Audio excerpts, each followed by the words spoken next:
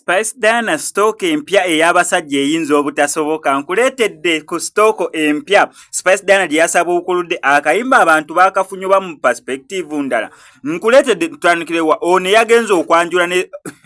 aba stock empya enyanjula gye bayanjulamu agirabye ono yakoze business teyabadde mu kwanjula wabula ndowooza bamusaba business enva yazireeta okitegeera n'aleeta amanda n'aleeta mulimu ebirungo ebigendera ndi musajja musiraamu naye nkiwa mulimu ebirungo kwegamba ye mu kwanjula yabaleetera business ng'omudaalo ba business y'enva ezo mwana wattu gubeera guggwa buggwe nga tebagenda ku ndowooza n'ekifo olwedde waka weewali bayinza otandikira ewaka amasomo ge sirabyemu oba ensaniya ze sirabyemu naye omanyi okuleeta ebintu ebyanjula nga business ebeera eggwa neera ng'oluva mu kwanjula enkya otandikirawo kamu kajjako omutwe ate aleeta bungi buwerako eterigamba muni ate bannange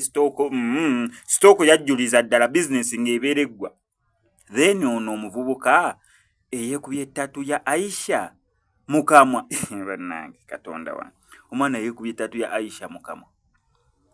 stooko empya ey'abasajja okitegeera then stooko empya bineeno byo bibaddewo ebyabasajja okwewummula ennyindo naye kati